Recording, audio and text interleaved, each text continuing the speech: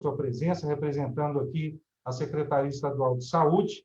Vi também o doutor, deixa eu só achar aqui, por favor, Pedro Santana, representando também a nossa querida Unimed. Se eu não vi mais algum representante de outras entidades, me perdoe.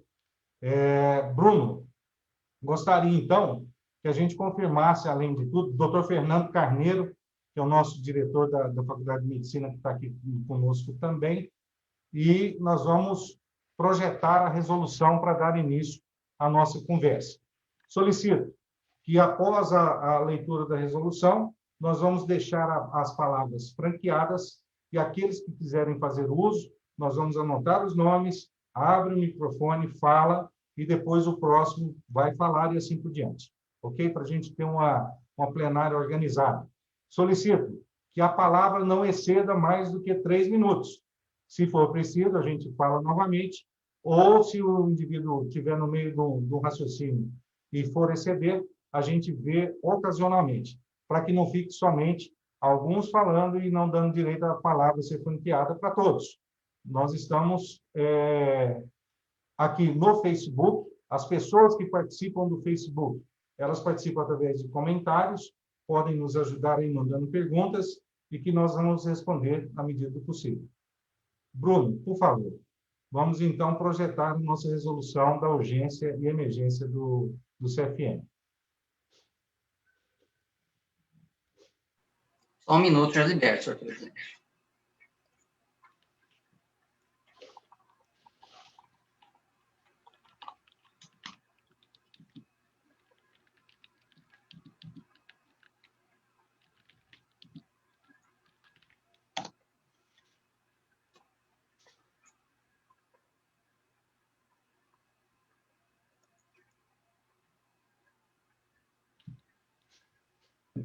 Eu vou tentar compartilhar aqui, gente. Eu apanho desse trem aqui mais do que tudo.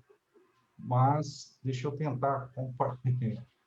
Não vou conseguir, não. Vou mandar para o Bruno aqui, um segundo só. Presidente, estou aqui, pode falar. É a 2077-2014. Já está projetada. Ah, então, desculpa. Deixa eu só me atualizar aqui, Bruno. Então, vamos lá.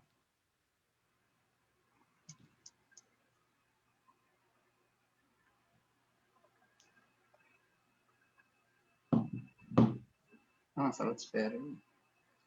Bruno, eu não estou vendo a resolução, estou vendo aqui e-mail.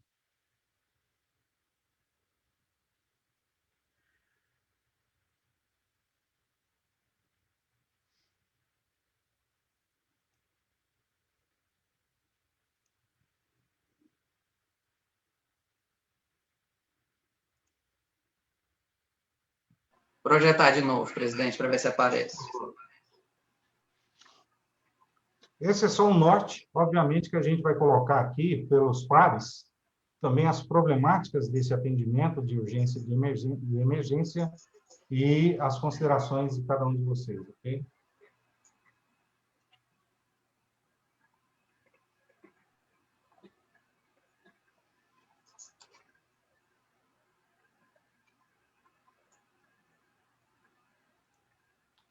Resolução do CFM 2077-2014 dispõe sobre a normatização do funcionamento dos serviços hospitalares de urgência e emergência, bem como o dimensionamento da equipe médica e do sistema de trabalho.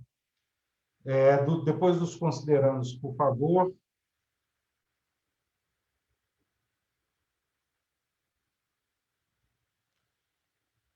Essa resolução se aplica aos serviços hospitalares de urgência e emergências públicos e privados, civis e militares em todos os campos da especialidade. Entende-se por serviços hospitalares de urgência e emergência os denominados pronto-socorros hospitalares, pronto-atendimentos hospitalares, emergências hospitalares, emergências de especialidades ou quaisquer outras denominações, excetuando-se os serviços de atenção às urgências não hospitalares, como as UPAs e congêneres. Tornar obrigatória a implantação do acolhimento com classificação de risco para atendimento dos pacientes nos serviços hospitalares de urgência e emergência. Próximo, por favor. O tempo de acesso ao paciente da classificação de risco deve ser imediato, sendo necessário dimensionar o número de classificadores para atingir esse objetivo. Todo paciente que tiver acesso ao serviço hospitalar de urgência e emergência deverá obrigatoriamente ser atendido por um médico, não podendo, sob nenhuma justificativa, ser dispensado ou encaminhado a outra unidade de saúde por outro profissional que não o médico. Determinar na forma do anexo dessa resolução o sistema de fluxo dos pacientes, as normas para quantificação adequada da equipe médica para trabalhar nos serviços hospitalares de urgência e emergência. Tornar necessária a presença do médico coordenador de fluxo nos serviços hospitalares de urgência e emergência, com mais de 50 mil atendimentos por ano, no setor, cujas funções estão normatizadas no anexo dessa resolução. As diretorias clínica e técnica, bem como a direção administrativa do hospital, devem garantir a qualidade e segurança assistencial ao paciente e ao médico no serviço hospitalar de urgência e emergência, de acordo com o disposto no anexo dessa resolução.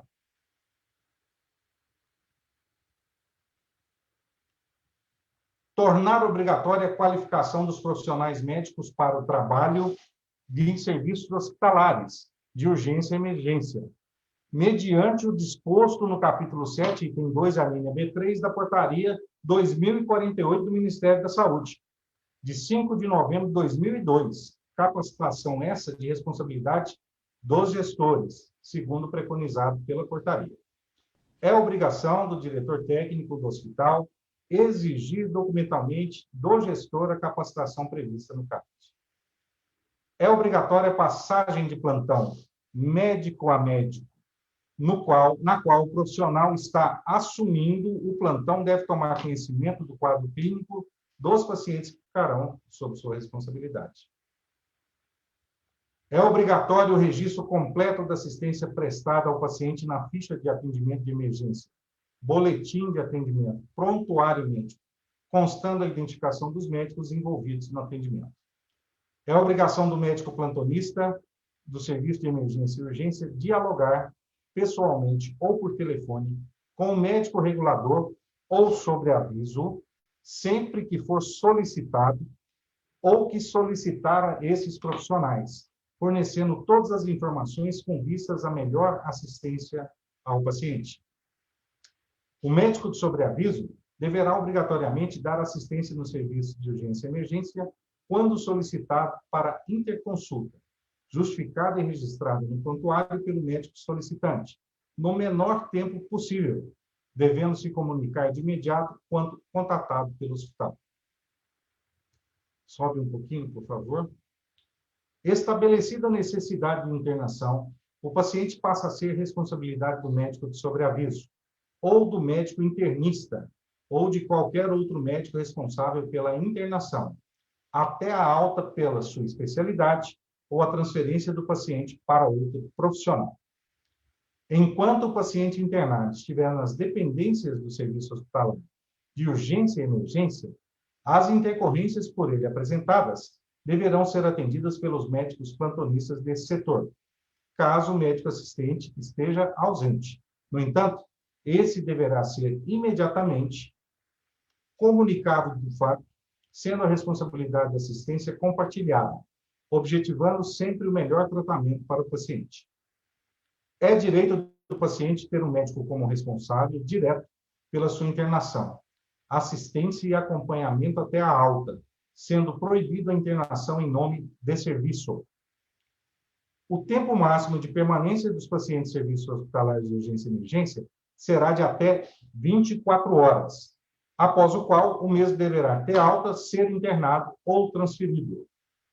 Fica proibida a internação de pacientes nos serviços hospitalares de urgência e emergência. Sobe, por favor. O hospital deverá disponibilizar em todas as enfermarias leitos de internação para pacientes egressos do serviço de urgência e emergência em número suficiente para suprir a demanda existente. Em caso de superlotação do serviço hospitalar de urgência e emergência e a ocupação de todos os leitos de retaguarda, é de responsabilidade do diretor técnico da instituição prover as condições necessárias para a internação ou transferência desses pacientes. O médico plantonista do serviço de urgência e emergência deverá acionar imediatamente o coordenador de fluxo e, na existência desse, o diretor técnico do hospital quando forem detectadas condições inadequadas de atendimento ou constatada a inexistência de leitos vagos para internação de pacientes, com superlotação do serviço hospitalar de urgência e emergência.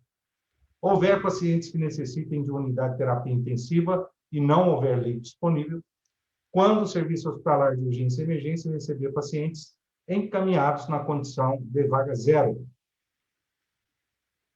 Suba um pouquinho. A vaga zero é um recurso essencial para garantir o acesso imediato aos pacientes com risco de morte ou sofrimento intenso, devendo ser considerada como situação de exceção e não uma prática cotidiana na atenção às urgências. O encaminhamento de paciente como vaga zero é prerrogativa e responsabilidade exclusiva dos médicos reguladores de urgência, que deverão obrigatoriamente tentar fazer contato telefônico com o médico que irá receber o paciente no hospital de referência, detalhando o quadro clínico e justificando o encaminhamento. Em caso de transferência de pacientes de unidade de saúde para hospitais de maior complexidade em vaga zero, as informações detalhadas em relação ao quadro clínico do paciente deverão ser encaminhadas, por escrito, pelo médico solicitante do serviço da unidade de origem.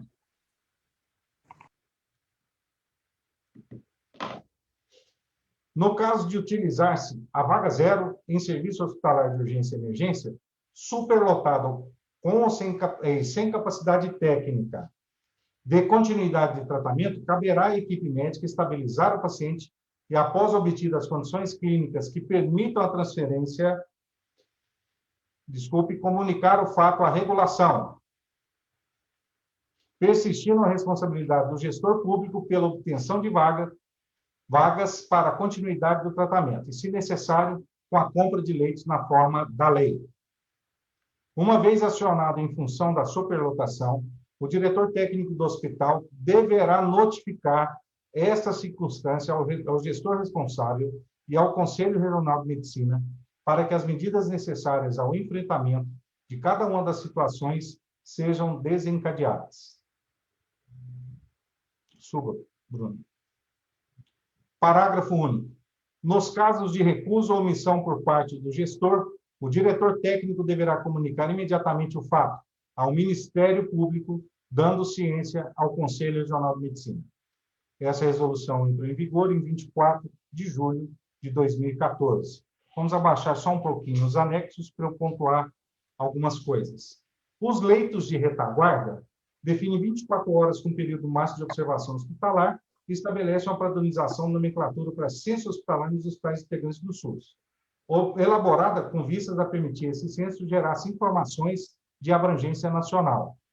Essa portaria não define leitos de retaguarda. No entanto, essa nomenclatura é consagrada no ambiente de urgência e emergência. Assim, definimos leitos de retaguarda como aqueles de internação dedicados à atenção de pacientes agudos ou agudizados, internados pelo Serviço Hospitalar de Urgência e Emergência, devendo esses leitos ser dimensionados conforme o volume esperado das internações. Nesse cenário, não devem ser considerados como de retaguarda os leitos de observação do Serviço Hospitalar de Urgência e Emergência, os leitos de pré-parto, os leitos de recuperação pós-anestésica, os berços de alojamento conjunto e os leitos de berçário para recém-nascidos sadios. Acolhimento com classificação de risco.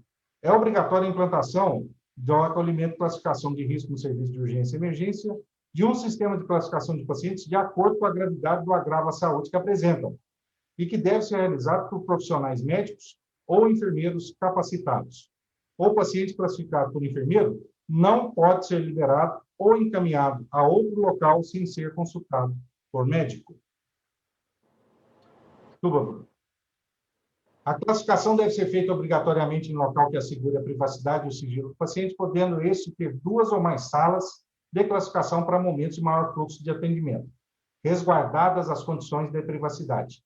Ao chegar ao serviço hospitalar, o acesso dos pacientes ao setor de classificação de risco deve ser imediato. Assim, o tempo de espera para ser classificado deverá ter a zero, com os tempos de espera diferenciais para acesso ao médico emergencista, não ultrapassando na categoria de menor urgência 120 minutos. O médico, no contato com o paciente, o médico poderá, no contato com o paciente, rever a classificação para fins de prioridade maior ou menor nas etapas subsequentes de atendimento. A classificação das necessidades urgentes do paciente define seu fluxo em todo o processo de atenção hospitalar. E todos os setores devem estar cientes dessa definição. O bom uso da classificação afeta o fluxo e a qualidade assistencial do paciente do serviço hospitalar de urgência e emergência no conjunto da instituição hospitalar. Para serviços com menos de 50 mil consultas por ano, pode-se discutir a necessidade de classificação sempre que não tenha um histórico de espera inadequada, embora não se possa prescindir de recepção e acolhimento informados para identificar necessidades que devam ser imediatamente respondidas.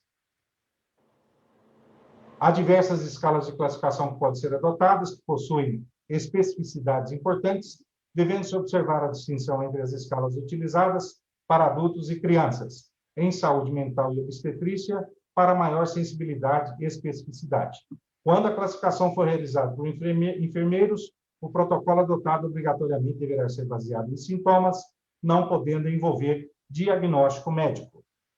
O sistema de fluxo, ele obedece o acesso do paciente ao serviço hospitalar de urgência e emergência, se faz por demanda espontânea ou por meio de serviços pré-hospitalares móveis de urgência e emergência, SAMU, Corpo de Bombeiro ou pré-hospitalar móvel privado.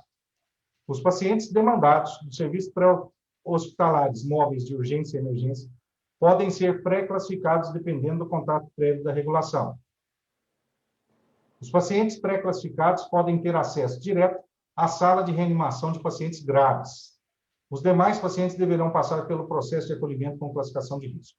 No fluxo geral do serviço de urgência e emergência, após a classificação de risco, os pacientes poderão seguir 3 fluxos conforme a sua condição: pacientes graves, pacientes com potencial de gravidade, pacientes sem potencial de gravidade. E aqui embaixo nós temos, então, qual que é o fluxograma abaixo, por favor. O fluxograma que nós temos para esse paciente, que vai desde aquele paciente que é da sala vermelha ao paciente que pode aguardar a consulta médica e lá sendo determinada a sua internação, a sua alta, ou ser destinado ao leito de observação. Vamos para frente, por favor. Lembrando, o paciente da sala vermelha, ele não passa pela classificação de risco, ele vai direto ao atendimento com prioridade. Sala de reanimação ou área física de serviço hospitalar de urgência e emergência, onde são atendidos os pacientes com iminente risco de vida ou sofrimento intenso, necessitando de intervenção médica imediata. Sala de observação de pacientes com potencial de gravidade, área física do serviço hospitalar de urgência e emergência, onde são mantidos pacientes que necessitem vigilância constante e possível intervenção imediata. Aqui define a sala de observação, vamos mais para baixo, por favor. O paciente não deve ficar mais do que 4 horas na sala de reanimação, tem que tomar o seu destino, provavelmente para centro cirúrgico ou para unidade de terapia intensiva, onde quer que seja, unidade do AVC ou hemodinâmica, aonde ele for condicionado. Considera-se serviços hospitalares de urgência e emergência recebem frequentemente pacientes portadores de doenças infecto-contagiosas e psiquiátricas, é obrigatória a existência de salas específicas para isolamento de doenças infecto-contagiosas e salas específicas para atendimento aos pacientes psiquiátricos. Lembrando, as doenças infecto-contagiosas, várias, não só em serviços de referência, tem que ter isolamento. Aqui é uma coisa que todos perguntam e que no decorrer dessa plenária, provavelmente a gente vai tocar muito nesse assunto. A quantificação da equipe médica. Todo serviço de urgência e emergência deverá ter suas dimensões projetadas conforme a responsabilidade de cobertura populacional e especialidades que oferece na organização regional. Para fins de dimensionamento do número de profissionais médicos necessários para o adequado atendimento de serviços hospitalares de urgência e emergência, recomenda-se o cálculo do volume anual de pacientes e sua posterior distribuição pelo número de profissionais médicos contratados e respectivas cargas horárias. Isso se refere aos médicos que prestam o primeiro atendimento, os emergencistas, médicos horizontais, residentes, estagiários e estudantes na graduação de medicina não podem ser contabilizados como equipe médica contratada para atendimento no serviço hospitalar de urgência e emergência. No entanto, devem ser considerados para o dimensionamento das necessidades de área físicas, como consultórios, onde atenderão sob supervisão, quando for o caso. A sala de reanimação de pacientes graves deve disponibilizar o mínimo de 2 leitos por médico no local, podendo o número de leitos e médicos ser maior, sempre nessa proporção, considerando a demanda de pacientes do serviço hospitalar de urgência e emergência que utilizarão esse setor. Próximo, por favor. Onde os pacientes poderão permanecer no máximo 4 horas. Para as consultas aos pacientes com e sem potencial de gravidade, portanto, excluídos os médicos para atender na sala de reanimação de pacientes graves e os responsáveis pelos pacientes em observação, utiliza-se como referência desejável o máximo de 3 pacientes por hora médico. Para fins desse cálculo, ficam excluídos os médicos horizontais, os residentes, especialistas de sobreaviso, presencial ou à distância, ou qualquer outro médico que não participe do primeiro atendimento do pronto-socorro. Um exemplo prático, para fins práticos. Em um serviço de unidade de urgência e emergência com 50 mil atendimentos anuais, aproximadamente 4.167 atendimentos por mês, ou 139 atendimentos por dia, ou 6 atendimentos por hora, excluídos pacientes graves atendidos na sala de reanimação, seriam necessários 2 médicos para o turno do atendimento. Esta é uma forma geral utilizada para o planejamento de número de médicos a serem contratados, de maneira a evitar o subdimensionamento da equipe médica, demora para o atendimento e sobrecarga do trabalho médico. As variações em número de atendimentos entre meses, dias de semana e horários do dia devem ser quantificadas e avaliadas, se necessário, resultar em redistribuição adequada do número de médicos por turno de serviço, buscando equilíbrio entre demanda e a oferta do atendimento. No entanto, em nenhum momento essa fórmula de cálculo autoriza que o médico nas urgências atenda 3 pacientes na hora e espere a próxima hora para atender os outros 3 pacientes. A dinâmica de atenção às urgências é contínua e o cálculo de até 3 pacientes hora médico por turno deve ser apenas utilizado como base para o planejamento da quantificação do número mínimo de médicos para o atendimento do serviço hospitalar de urgência e emergência. Uma vez quantificado o número de médicos na equipe, deve-se estabelecer o número de consultórios necessários para atender a demanda de consultas. Próximo. Na área de observação de pacientes com ou sem potencial de gravidade, deve-se disponibilizar no mínimo um médico para cada 8 leitos, considerando a demanda de pacientes do serviço hospitalar de urgência e emergência que utilizarão esse setor, onde poderão permanecer no máximo 24 horas. A equipe de médicos emergencistas do serviço hospitalar de urgência e emergência poderá se revezar nos diferentes setores de atendimento durante o turno de plantão. Aqui fala sobre a questão do coordenador médico, que tem como responsabilidades agilizar a transferência, os trâmites burocráticos dos pacientes com alta pelo médico assistente quando necessário, controlar os tempos do processo de atendimento, zelar pelos padrões de segurança dos pacientes nos processos assistenciais, controlar o acesso de leitos de retaguarda dos hospitais e demais leitos, quando necessário, desde que autorizado pela direção clínica e técnica. Na sua ausência, cabe ao diretor clínico e ao diretor técnico fazer essa função. Qualidade e segurança assistencial do paciente médico no serviço hospitalar de urgência e emergência. A RDC 36, de 2013, ela tem por objetivo instituir ações para a promoção da segurança do paciente e melhoria na qualidade do serviço de saúde. Abaixo, por favor.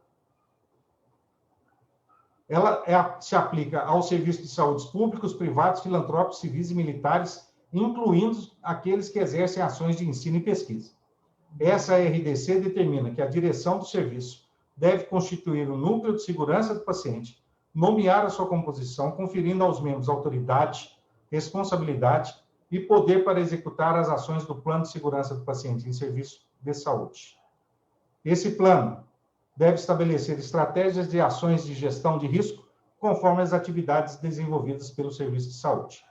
Para que a equipe médica desenvolva seu trabalho, as condições adequadas de segurança no serviço hospitalar de urgência e emergência são de responsabilidades do diretor clínico, diretor técnico e da direção administrativa do hospital. Próximo. Vai para cima. Os médicos plantonistas deverão denunciar ao Ministério Público, ao Conselho, esgotadas as tentativas de solução com as diretorias da instituição. A capacitação já é prevista pela portaria do Ministério de Saúde 2048 a todos que trabalham no serviço de urgência e emergência e recomenda-se a criação de núcleos de educação permanente em urgência e emergência de modo a aplicar o previsto nessa portaria 2048-2002. Por curiosidade, quem é o relator dessa resolução é o nosso presidente do Conselho Federal de Medicina atual, Dr. Mauro Luiz de Brito Ribeiro. Vamos voltar, então, a todos, por favor, Bruno.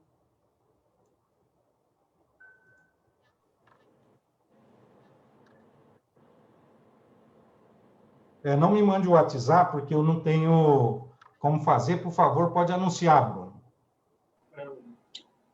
Só pela ordem, presidente, eu destaquei aqui no alto as autoridades, representantes de entidades, na lista de participantes, fica presente aí para o senhor no início da lista, tá bom? Se quiser identificar. E doutor Ismael, o secretário estadual de saúde, eu acredito que está presente. Não sei se ele está conseguindo conectar o áudio, mas ele entrou na sala também. Vai direcionar a senhora para a sala, tá ok? Por favor, nomine as autoridades, então, Bruno, para que a gente possa iniciar a nossa conversa. Então, o senhor já havia anunciado o presidente da PASEG, Dr. Raikal Hello, temos da SES, Dr. Sandro Rodrigues, e o secretário, Dr. Ismael. Do CIMEGO, temos 2 representantes, Kátia, Cláudio, também temos do SMS de Goiânia, Dr. André Braga representando, né, secretária, SMS de Aparecida, Dr. Murilo Moraes, e da Unimed Goiânia, Dr. Pedro Santana. São os que eu tenho aqui. Ok. A doutora Larissa Castro do CIMEGO também. Ok. Esse Ismael não é o nosso secretário de saúde, não, viu? Tá certo, então. Pessoal, lida essa resolução, fica claro que a composição do serviço de urgência e emergência, ela é um serviço complexo que não se inicia no hospital e depende de toda uma rede e o que nós chamamos de linha de cuidado do paciente crítico. Então, aqui, e ela não termina no serviço de urgência e emergência.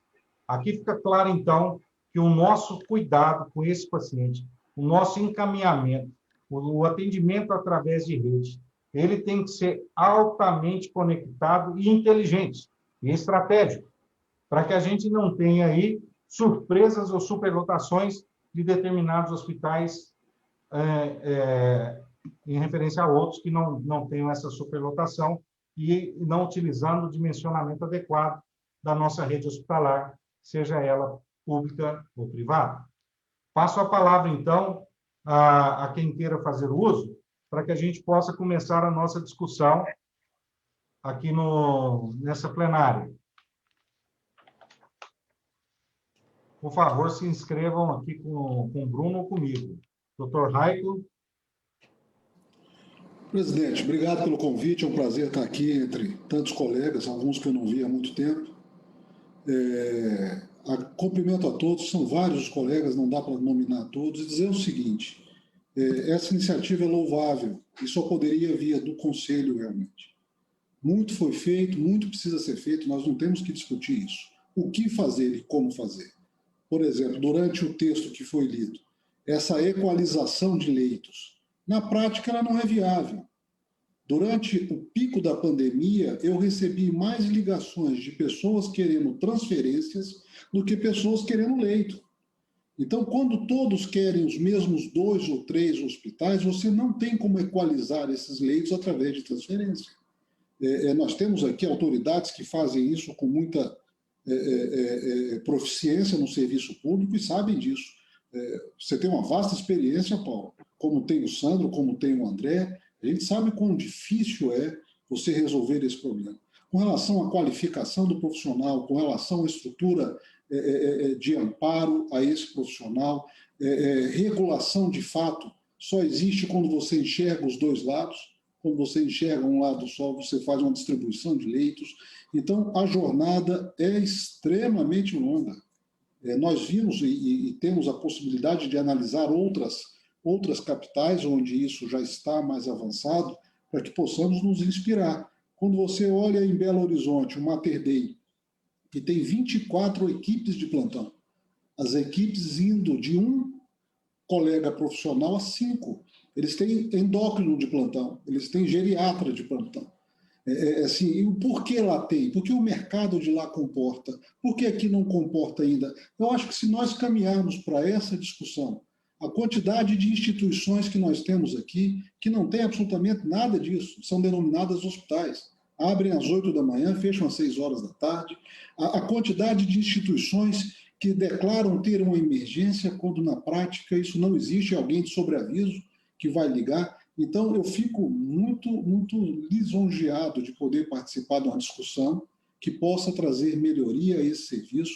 Jamais clamamos a perfeição, isso não existe.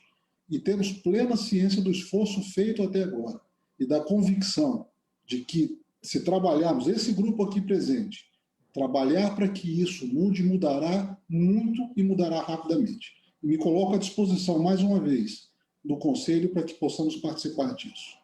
Obrigado. Agradeço ao Dr. Raico. Pessoal, o Bruno pediu para se inscrever aqui no chat, que aí fica mais fácil da gente fazer pela ordem. Aqueles que queiram falar, entrem no chat e coloquem um nome, porque aí fica mais fácil da gente seguir uma lista, ok? A palavra está em aberto ainda para quem quer fazer uso dela. Doutor André Braga, por favor. Boa noite, presidente. É um prazer muito grande estar aqui com todos os nobres colegas. Não vou poder nominar a todos, porque são muitos. Como nós já havíamos falado na nossa prévia, doutor Paulo Vencio, nós, assim como o senhor, outros colegas e a Secretaria de Estado de Saúde e a PASEG, acreditamos que quando nós falamos em urgência e emergência, nós não podemos separar o público do privado, porque todas as portas de entrada para a urgência têm que ser valorizadas e muito bem preparadas.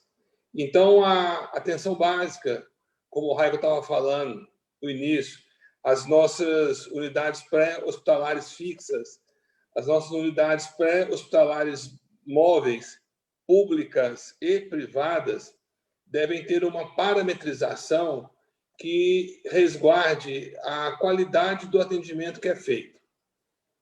Isso é difícil por quê? Porque quando nós falamos em urgência, nós raramente pensamos em avaliar metas qualitativas e quantitativas de efetividade em urgência. Tem um estudo do Dr. Cláudio Lottenberg, em que ele enumera, o Sandro conhece, ele enumera quais são os critérios e os scores que nós devemos aplicar para avaliar e validar todo um processo de urgência e emergência. Tudo o que a portaria fala é a cópia, no bom entendimento, do que o texto fala. Ou seja, nós devemos pensar em urgência e emergência, aproveitando o doutor Antônio Fernando Carneiro presente, começando lá na formação. O nosso médico, ele deve ser preparado e deve ser qualificado para atender uma urgência e uma emergência.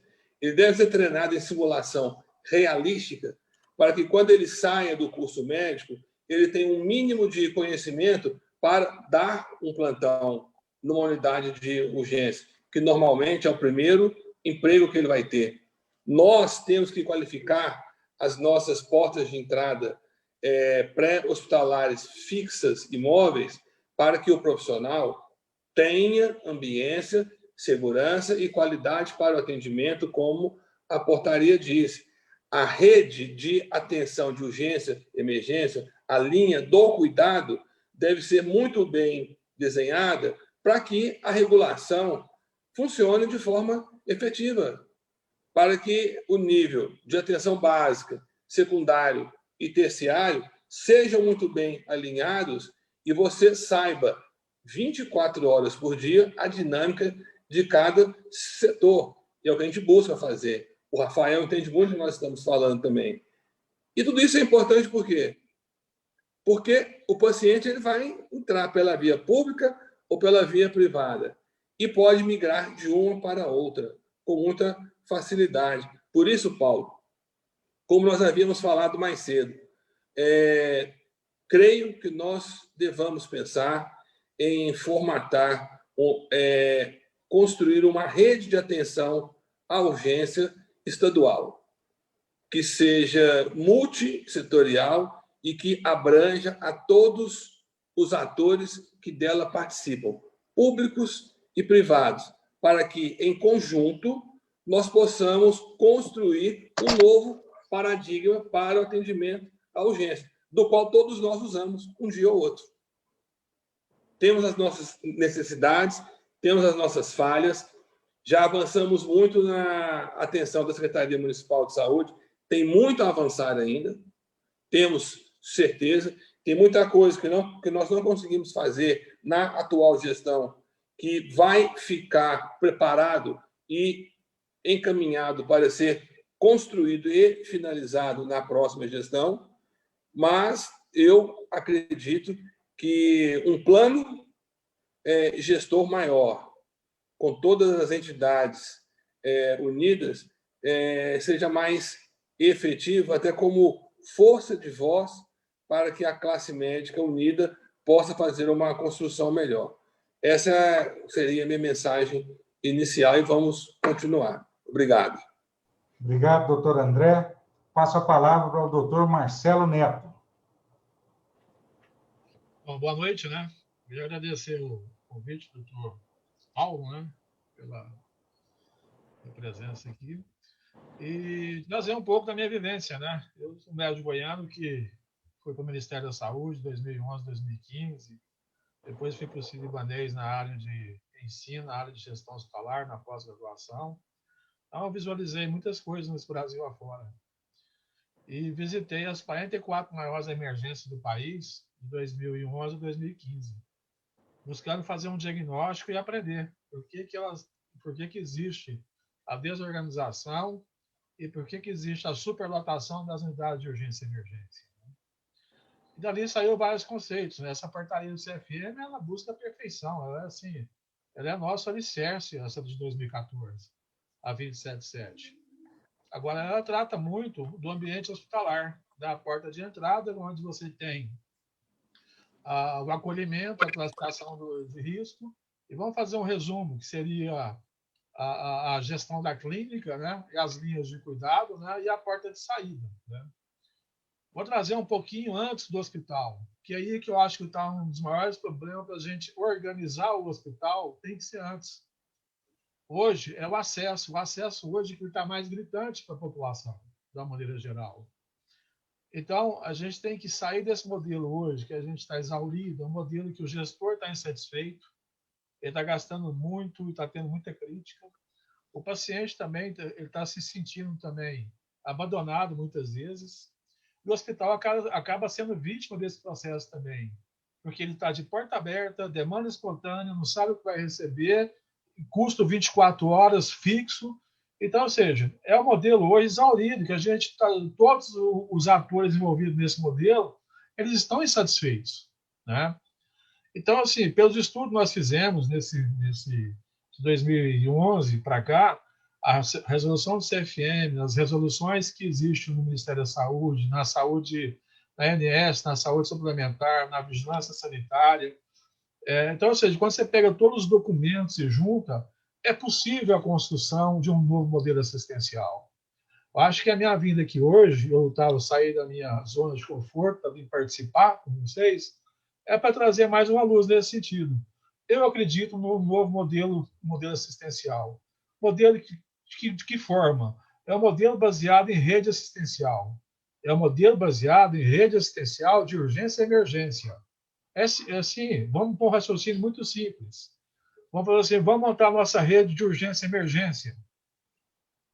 Fazer uma pergunta, quais são os atores envolvidos nesse processo? Vamos nominar pré-hospitalar e hospitalar. Hospitalar, são 70 hospitais. Lista eles. Quais são esses hospitais? Qual o perfil assistencial deles? Um faz neuro, outro faz ortopedia, outro faz parto, outro faz... Ou seja, classificou ele. Né? Capacidade instalada. Hoje nós estamos num conflito enorme em Goiânia. Capacidade instalada pequena, vai uma demanda enorme para a porta e fica todo mundo bravo, todo mundo sem assistência.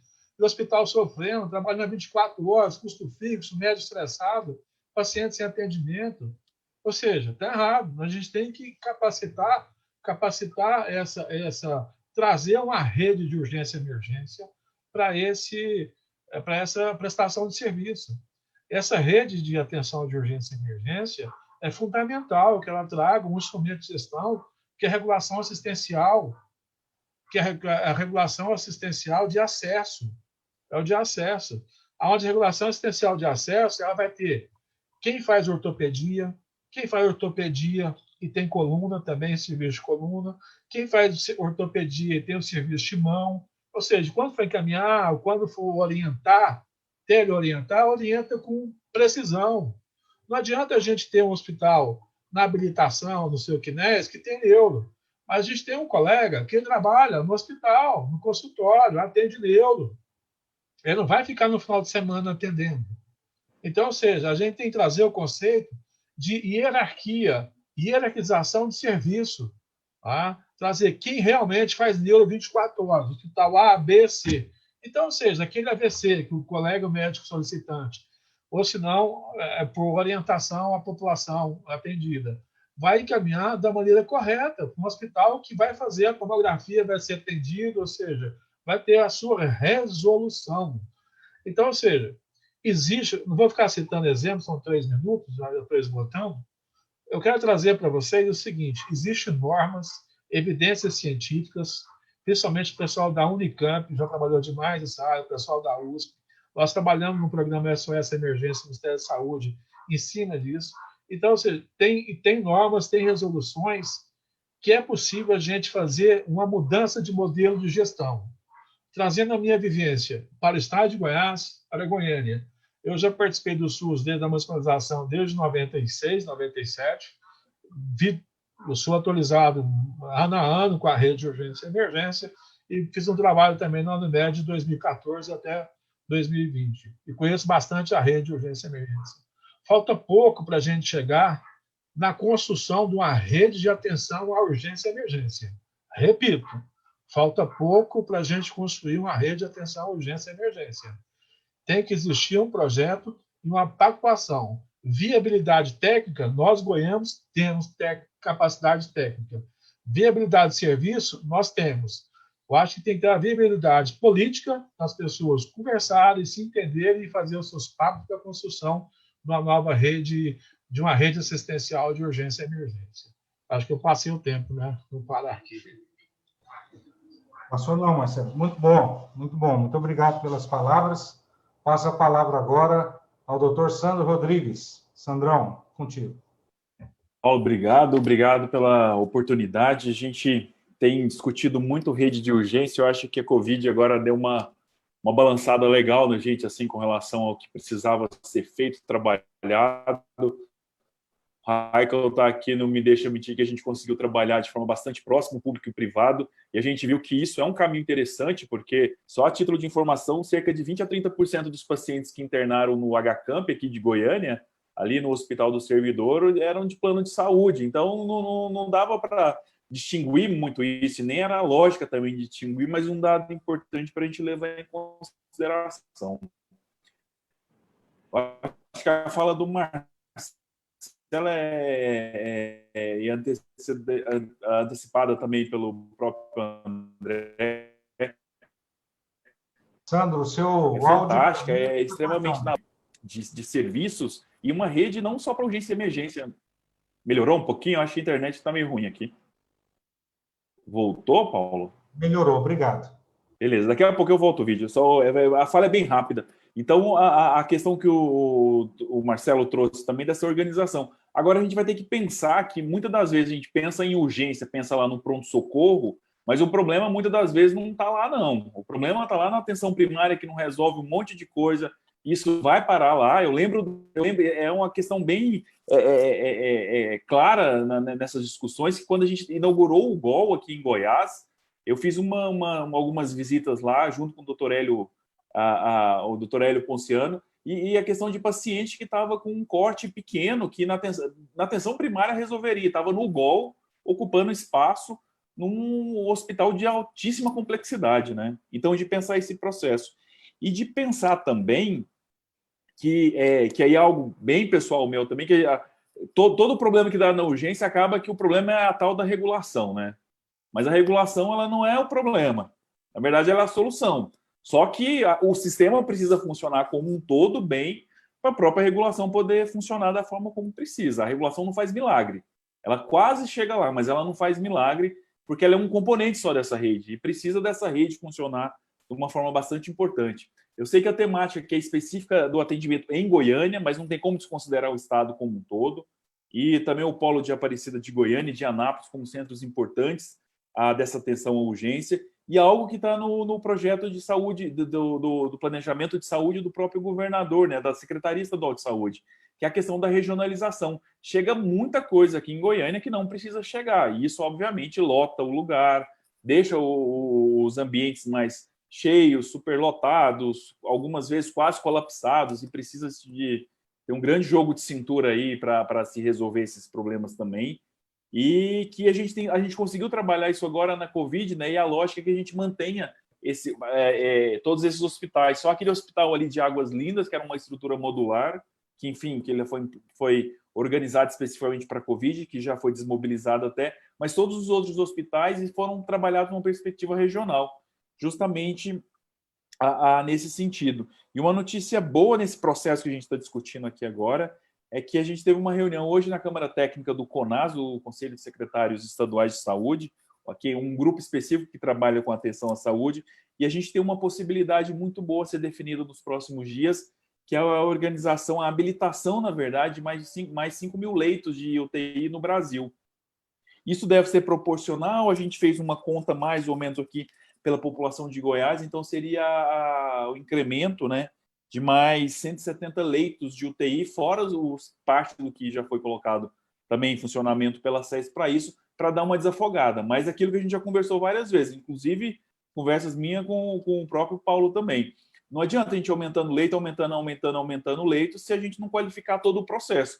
Porque vai chegar uma hora que não vai ter mais força de trabalho para tocar esses leitos, né? Então, só de pensar nesse sentido aí, a gente fazer um debate pensando nessa organização da rede, pensando uma questão que muitas das vezes a gente esquece, mas que é um componente importante dessa rede também, que o Marcelo tocou, mas só de leve, que é a questão do pós-hospitalar.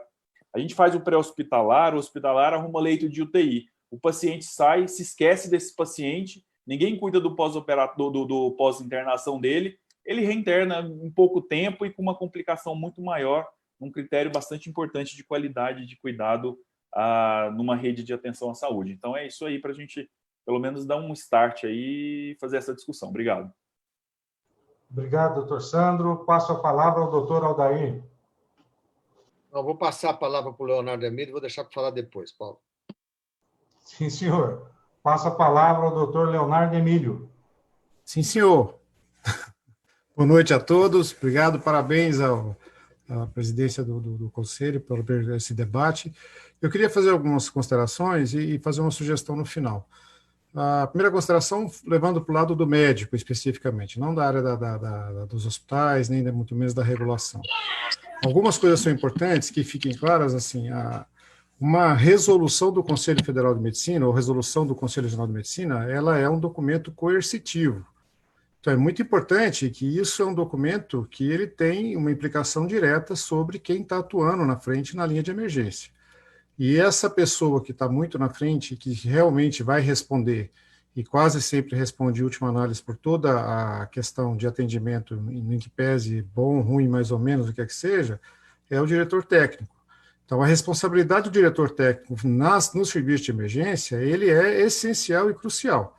E pesa sobre ele toda essa responsabilidade da escala, desde montar a escala dos médicos de substituição e até mesmo da qualidade profissional de quem está assistindo lá no pronto-socorro, que é um grande problema que a gente tem em serviço de emergência, que quase sempre é um bico que se faz, é o médico que está ali por um período, até ele passar numa residência médica, ou até ele arrumar alguma coisa melhor, e vai embora para frente. Ele não fixa ali alguma coisa para ser um médico emergencista, ainda que haja hoje já a especialização do médico emergencista. Mas em razão de vários fatores que seja, e eu tenho certeza que para quem trabalha na emergência, eu milito na emergência desde que eu formei em 89. Então, hoje eu não estou tão atuante, mas eu presto cobertura cirúrgica para 2 hospitais aqui em Goiânia, e ainda estou na área de emergência cirúrgica, mas o que a gente vê hoje é que quem trabalha na emergência é porque gosta da emergência. E, na verdade, a grande maioria das pessoas, se tivesse uma remuneração, ainda que fosse um pouco mais respeitosa pelo trabalho que se tem, teoricamente a gente teria bons profissionais trabalhando na linha de frente e seguramente essa assistência intra-hospitalar melhoraria. Eu não estou questionando a qualidade hospitalar de nenhum hospital nesse sentido, estou falando especificamente do médico. Então, eu queria deixar muito claro aqui o peso dessa resolução, e vou repetir, ela é coercitiva, ela é um documento do Conselho Federal de Medicina, então todo mundo que está prestando essa assistência deve levar essa em consideração, porque o peso de toda a atenção que vai ter nesse atendimento vai cair sobre o médico e sobre o diretor técnico do hospital. E, por fim, eu queria fazer eu não sei se eu estou sendo até mesmo repetitivo, eu não sei se isso já tem, o presidente Paulo, é que nós façamos aqui a possibilidade de abertura de uma câmara técnica de emergência, de atendimento de emergência, abrir uma câmara técnica de emergência, né, de emergencistas aqui em Goiás, para que a gente possa ser o palco de discussão do Conselho Regional de Medicina das questões relacionadas a isso, e questões até mesmo educacionais, para que não seja uma câmara que saia aqui algumas recomendações até muito mais, como poderia dizer, goianas, né, no sentido da nossa realidade, do que é Goiânia, frente aos planos de saúde, frente à remuneração que os hospitais recebem, que os médicos recebem, a gente possa fazer alguns documentos próprios nossos aqui e frente a uma câmara técnica. Então, a minha sugestão é que a gente abra, ao final dessa nossa reunião, dessa nossa plenária, muito bem protocolada e muito bem marcada para que a gente possa discutir, e com várias pessoas aqui muito importantes nesse cenário desse debate, que a gente possa fazer a introdução da Câmara Técnica de emergência, da emergência, tendo em vista que o emergencista é uma especialidade, então é um pré-requisito para que a gente possa abrir uma Câmara Técnica nesse sentido. No mais, eu queria agradecer e um grande abraço a todos. Boa noite. 2 palavras com o doutor Leonardo. Nós temos essa Câmara Técnica, mas hoje ela vai tomar outro formato, concordo com Vossa Senhoria. E outra coisa, o senhor falou da questão do diretor técnico. Antes de passar a palavra para o doutor Aldair ou doutor Flávio, vamos ver com o doutor Aldair. O diretor técnico ele é tão importante, doutor Leonardo, ser médico, porque eu até anotei aqui, é ele que tem a capacidade da discussão técnica com seus pares e a tomada de decisão. Então, olha só quando o diretor técnico não é médico, como é o impacto, inclusive, no desdobramento da assistência em urgência e emergência. Daí o porquê que nós defendemos a presença do diretor técnico e o diretor clínico serem médicos. Isso não é reserva de mercado, isso é organização de sistema. É só uma palavra aqui que depois a gente vai desdobrar. Passo a palavra aqui ao doutor Aldair, não sei se agora quer falar ou se quer esperar a moçada falar. Não, eu vou falar. Eu vou falar porque, assim, Então, fala. Pelo fato da gente trabalhar em alguns hospitais de Goiânia, a gente observa a dinâmica de atendimento, né? Não nominando especificamente nenhum deles, mas a dinâmica de atendimento. Primeiro, você passa pela recepção. O paciente entra numa recepção E essa recepção deveria estar capacitada, absolutamente capacitada, para recepcionar esse paciente da emergência, já identificar, ali numa pré-classificação grosseira, né, a gravidade do caso, encaminhar para a classificação do hospital e, assim, para o atendimento médico especializado, né? Agilizar esse tipo de atendimento, isso é que precisa ser feito, né? Já indo para uma coisa prática, né? A disponibilização de equipes técnicas que vão assumir o paciente, né? Se é cirúrgico, se é clínico, se é cardiológico, se é neurológico, quer dizer, o hospital tem que estar capacitado para isso, né? E a disponibilização de leitos de UTI, que é uma discussão sempre que acontece e que sempre tem. Agora, essa notícia que o Sandro deu da amplificação do número de leitos, isso é muito bem recebido pela classe médica, né? E eu gostaria de fazer uma pergunta ao Raical e ao Fernando Carneiro, que está aí. A remuneração que os hospitais recebem hoje, dá para fazer uma capacitação boa e ter equipes como a gente gostaria de ter nessas emergências? Essa remuneração paga pelos convênios? Ou, na Secretaria de Saúde, a destinação de recursos para os hospitais públicos, para as OS, para que se capacitem esses profissionais e melhorem esse atendimento? Certo? E sem nunca deixar de falar na famosa informatização dos serviços, né?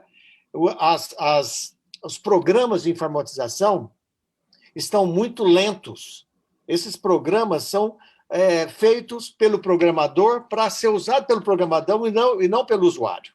Precisa de ter um link de ligação entre quem está fazendo uso desses programas, né, com os programadores para que agilizem esse atendimento, né? Hoje a gente vê muito o médico e a enfermeira atrás de um computador, vendo a tela do computador e o paciente desassistido no quarto. Tá? Eu estou fazendo uma crítica aberta a esses sistemas. Tá? Então, nós precisamos mesmo assim, fazer uma revolução no atendimento médico, mas até passando pela informatização, que é aplicada em todos os hospitais para controle, é claro, de gasto, dispensação de material, de medicamento. Isso é um calcanhar, é um calo no pé de quem está administrando, mas que a gente precisa facilitar mais a vida do médico que está usando e do pessoal de apoio que estão usando esses programas. Eu gostaria de falar isso aí. Professor presidente, respondo agora ou aguardo o final da discussão? Já que fui citado pelo doutor Odair. Você é menino de 6 meses, eu ia passar a palavra para você mesmo, pode responder para ele. E depois de você, Raico, se o doutor Fernando Carneiro quiser complementar, aí a gente passa a palavra ao doutor Flávio Cavarzan em seguida. Perfeito. É sempre um prazer ouvir o Odair. Você vai direto no ponto e isso é uma coisa importantíssima. A pergunta foi direta, a resposta será direta. Não, não é. Isso é óbvio que se houvesse... Nós somos empresários da área de saúde privada. Nós buscamos retorno financeiro pelo nosso trabalho. As emergências, se fossem algo rentáveis, elas seriam diferentes. O que acabou acontecendo aqui em Goiânia? A emergência passa a ser um apoio ao corpo clínico, ela passa a ser uma necessidade mal recompensada. E alguns fingem que a têm. Esse é um ponto. O outro ponto é a especificidade. Antes da pandemia, nós temos números muito claros, até 80% do atendimento feito na emergência não era emergência.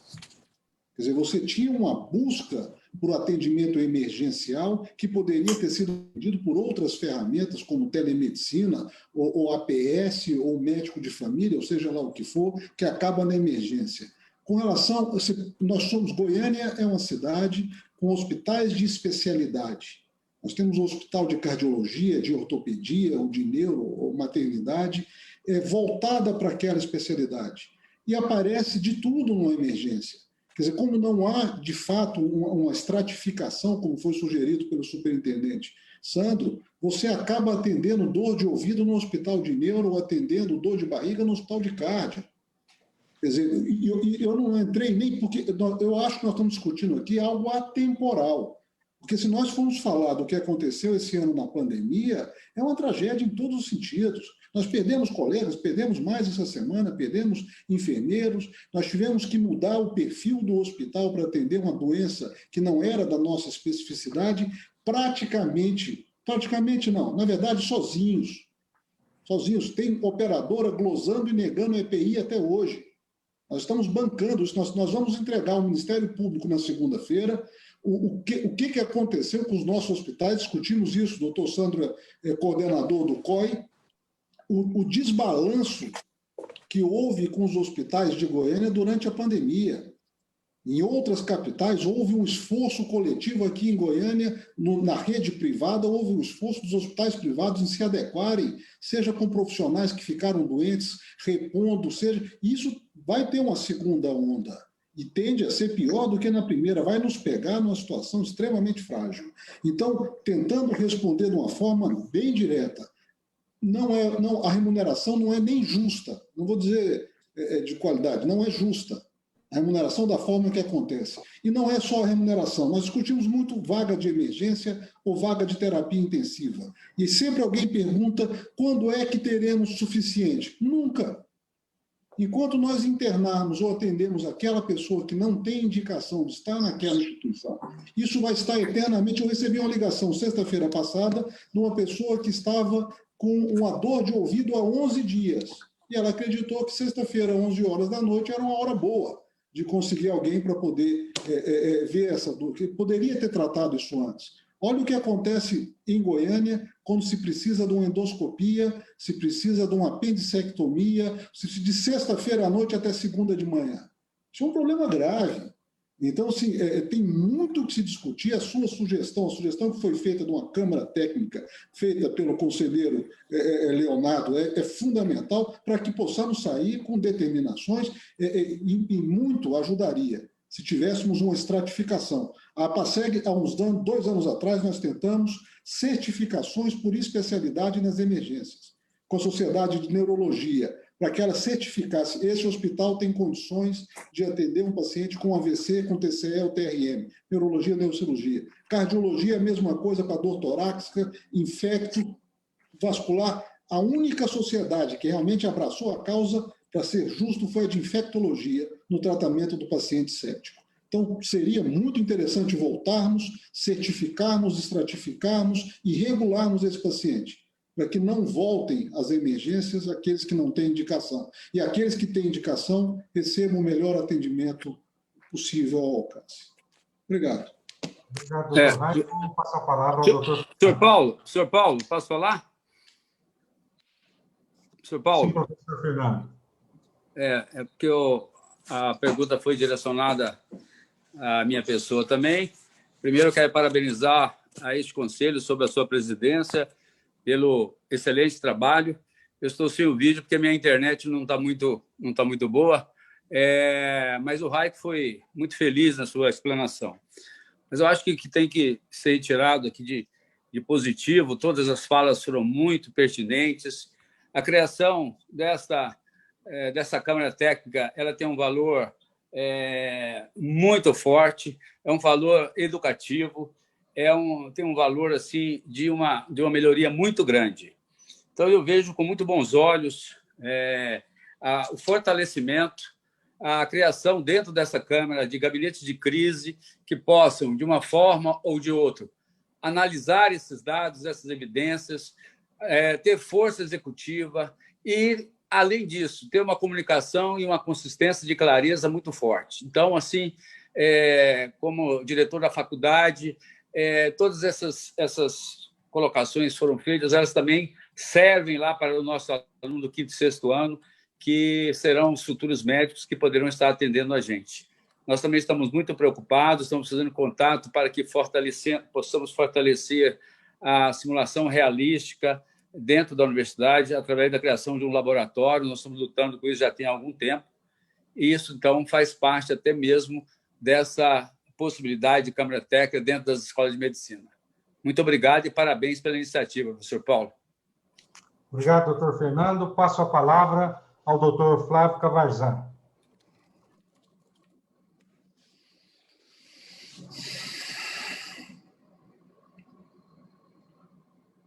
Professor Flávio, o seu microfone está desligado. Obrigado, presidente. Obrigado pela palavra. Parabéns pela plenária. Eu quero fazer aqui um relato breve do que eu penso que é toda essa problemática. Se a gente for aqui ficar levantando as dificuldades e os problemas, talvez a gente passe o resto do ano e talvez a gente não consegue elencar todas elas. São inúmeras, são incontáveis, cada um vai apresentar um número infinito de dificuldades, a rede privada hospitalar vai apresentar os seus problemas, a rede municipal os dela, a rede estadual, e todos têm problema, né? Todos têm problema, e não são poucos. A gente começa pelos processos, tanto o Raico quanto o Sandro, o Marcelo foi muito feliz, o próprio André também mostrou que os processos são mal esclarecidos, não são processos muito claros, muito evidentes, e muito mal empregados, os processos de toda a caminhada desse paciente até o atendimento final. Então, os processos não andam bem, os processos não são bem conduzidos, e aí a gente teria que ter aqui muito tempo para poder saber por que eles não são bem conduzidos, os processos, né? A gente mais ou menos sabe, mas a gente perderia muito tempo. Eu duvido que exista em qualquer âmbito, seja na rede privada, seja na rede pública, quem não queira uma qualificação maior da sua equipe. Quem não queira atendentes mais qualificados, inclusive com curso superior. Eu tenho certeza que o Raico quer demais isso, não é? E eu vou te falar aqui, antes de continuar a minha palavra, Raico, eu quero dizer que dono de hospital em Goiânia particular, é um herói, tá certo? Eu fui dono de hospital, era um hospital tradicional, antigo, do meu pai, certo? Que ficou comigo e eu acabei me desfazendo porque eu não sou esse herói. Confesso que é herói. Sustentar uma unidade hospitalar, principalmente aquela que tem um maior potencial de atendimento e uma maior qualificação, é heroísmo puro aqui no nosso estado. Depois a gente pode até discutir por quê. Mas todo mundo quer atendente mais qualificado, que possa ter algum curso superior lá na frente para poder estar atendendo de imediato. Esse não é médico, não é enfermeiro, não é nada, é um atendente, é uma secretária, todo mundo quer. Vai me dizer que não quer que tenha mais enfermeiras formadas, enfermeiras inclusive com pós-graduação em urgência e emergência para conduzir as unidades de emergência? Todo mundo quer. Você vai me dizer que não quer um número maior de técnicos e enfermagens qualificados por paciente? Todo mundo quer, de preferência um técnico para cada paciente. Todo mundo quer, tá certo? Você vai me dizer, por exemplo, o Raico falou do Mater Dei, eu tive no Mater Dei dando curso lá para uma cirurgia em câncer de pele, é outra realidade, é outro mundo. Nós não queremos aqui os nossos hospitais, os grandes hospitais da nossa rede aqui, com equipes multiprofissionais, multidisciplinares, interdisciplinares, trabalhando dioturnamente. Todo mundo quer. Todo mundo quer. Então, isso todo mundo sabe que a gente quer. Por exemplo, a gente não quer quem faz o juízo disso tudo, que é o Ministério Público, os juízes mais solidários a nós. Nós queremos, mas eles não são. Eles ficam enfiando a faca na gente, pedindo que a gente faça as atitudes que a gente tem que fazer, seguindo muito o que é a resolução, presidente. O senhor leu muito bem a resolução, mas quem em Goiânia segue essa resolução? Essa é a verdade. E não segue por quê? O Marcelo foi muito feliz, esse é o ideal, é o sonho de consumo, mas é possível? É possível? Não é. E por que não é? E aí eu volto em todas as plenárias temáticas que eu participei até hoje. Plenária do Hugo, plenária do IPASGO, plenária da pediatria, plenária da GO, plenária de todas, a gente desnata em uma única questão. Grana. E o Raico já começou a responder. Em Goiás falta grana para conduzir os processos. Todo mundo sabe o que é o ideal, todo mundo sabe o que é o ótimo, mas falta grana para bancar. E sem grana você não contrata equipe. Sem grana você não tem neurocirurgião de plantão. Eles cobram caro e tem que cobrar, eles são muito qualificados. Sem grana não tem o Leonardo Emílio trabalhando pela grana, está trabalhando por amor. E, Leonardo, cada dia mais vai ter menos médicos trabalhando por amor. Por amor é da sua geração, do Aldair, até da minha ainda é pelo amor. Essa moçada, eles estão aí para trabalhar por dinheiro e tá certo, é a profissão dos caras. Então, falta é grana. Então, por exemplo, eu gostei muito da sua sugestão de uma Câmara Técnica de Emergência. E eu acho que ela é muito importante, realmente. Né? Ela já até existe. Ativar, movimentar ela, é muito bom isso. Mas sabe o que falta uma Câmara Técnica que eu nunca vi ninguém propor? E essa sim falta, e talvez seja a Câmara Técnica que vai dar alguma luz, uma Câmara Técnica de Gestão em Saúde no estado de Goiás. Essa nós não temos. Gestão em saúde, para discutir o que se paga nos processos. Porque com o que se paga nos processos, nós vamos continuar vendo Goiânia perdendo para Brasília, igual hoje é uma distância quilométrica. E sabe o que mudou? Lá não tem médicos melhores que aqui. Não tem. Não tem médicos mais qualificados que aqui. Não tem. Mas sabe o que tem lá? Estrutura, grana rodando. E podendo fazer estruturas hospitalares modernas, né? Podendo ter um nivelamento de processo adequado, nivelando, inclusive, com os grandes centros do país e até fora do país. Sabe o que foi isso? Grana. Então, Goiânia é uma cidade grande, uma cidade tradicionalmente importante na área da saúde, mas que está perdendo espaço por falta de grana. Então, assim, para deixar bem rasgado, como vocês sabem que eu sou, o que falta em Goiânia é investir realmente na saúde. O município, o estado e os grandes operadores de plano de saúde. E as grandes operadoras de plano de saúde, nós temos que afrontar eles. Temos que afrontar a IPASGO, temos que afrontar a Unimed. Não adianta. Senão, não se consegue melhorar os processos. E tenho dito, senhor presidente. Muito obrigado, doutor Flávio. Lembrando, se o senhor me permitir, que a questão do investimento não é que não tem. Aqui, essa Câmara Técnica, ela serve para isso também, como bem lembrou o Leonardo, é para a gente distinguir como que os recursos estão chegando aonde, outros estão chegando, de que forma estão chegando. E para conhecimento de todos, existe uma comissão, sim, de valorização médica, que discute, inclusive, em plenário, discute na Câmara de Vereadores, na Câmara de Deputados, no Senado, ela está atuante em todos. Mas eu acho que o senhor tem razão que o investimento não está sendo bem aplicado. Pessoal, nós, para que não fique muito extenso, eu vou passar a palavra ao doutor Ferdinando, depois falam novamente, doutor André Braga, doutor Marcelo, doutor Rai, e vou abrir, no máximo, mais 2 inscrições. Doutor Pedro Santana, só abro mais uma inscrição, então. Doutor Ferdinando. Então, boa noite a todos, boa noite, presidente. Eu queria passar uma percepção minha. O doutor Marcelo falou sobre a constituição de uma rede de emergência, e nisso aí eu, até por experiência própria, eu já trabalhei tanto na parte pública quanto na parte privada. Acho que até a rede pública hoje tem uma rede de emergência muito mais bem estruturada do que a rede privada. E aí eu queria levantar um ponto prático aqui, que eu tenho sofrido na pele, e muitos colegas têm me relatado isso.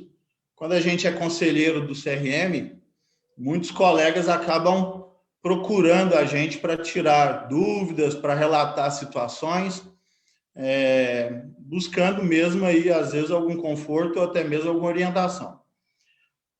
Como o doutor Raico falou, a nossa rede hospitalar ela é estruturada em hospitais, às vezes, de especialidades.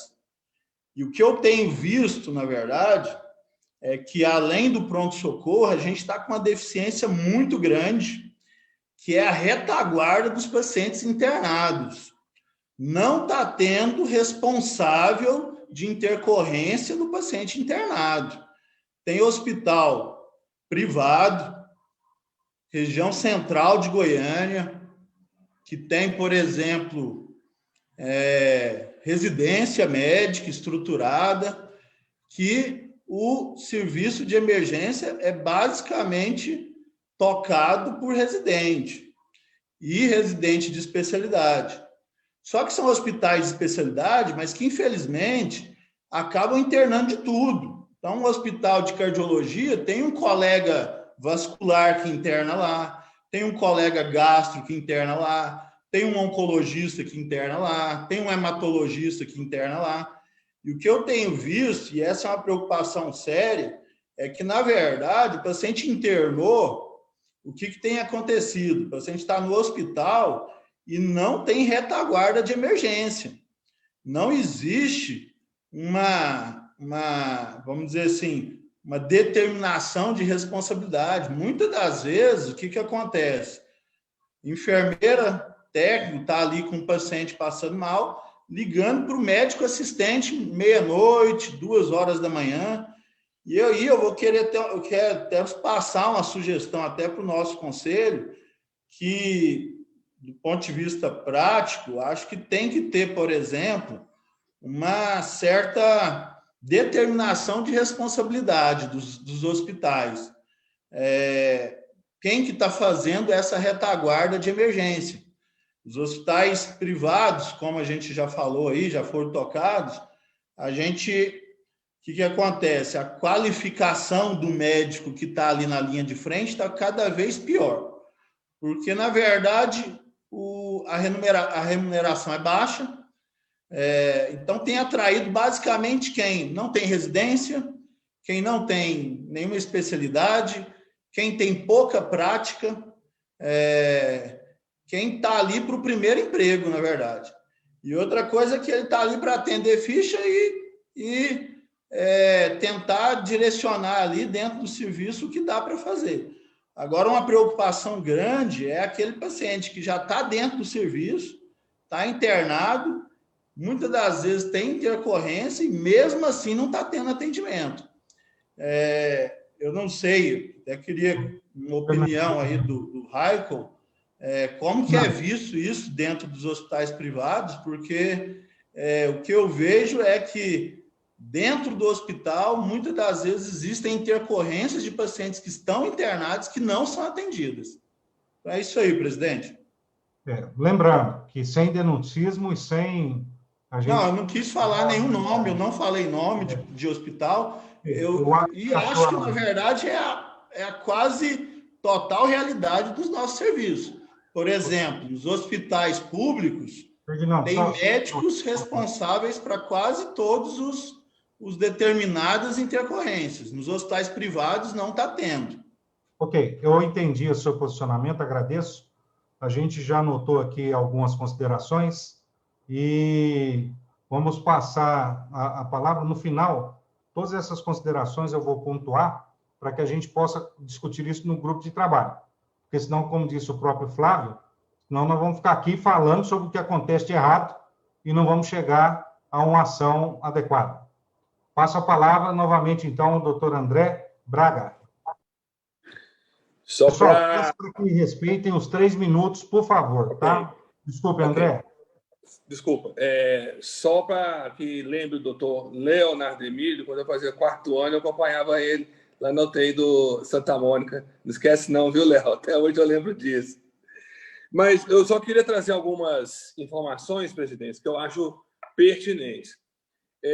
Nós estamos recriando, dentro da estrutura da Secretaria Municipal de Saúde, a figura do coordenador técnico-médico dentro das nossas unidades de atenção à saúde.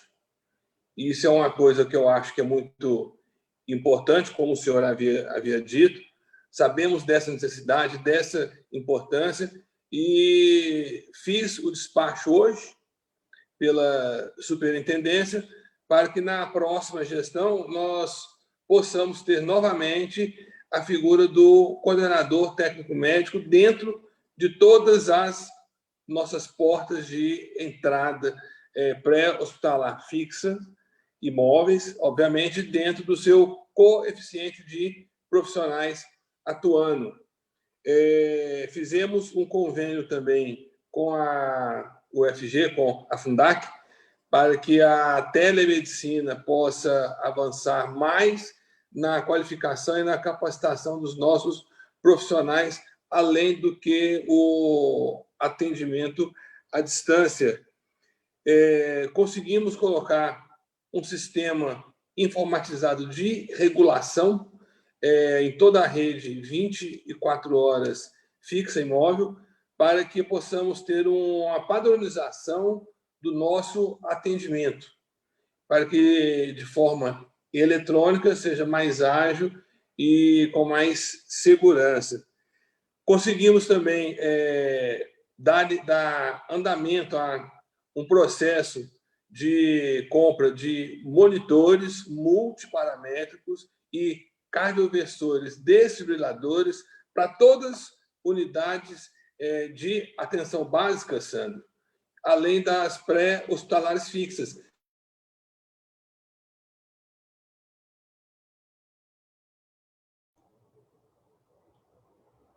Doutor André, aqui para mim o senhor caiu.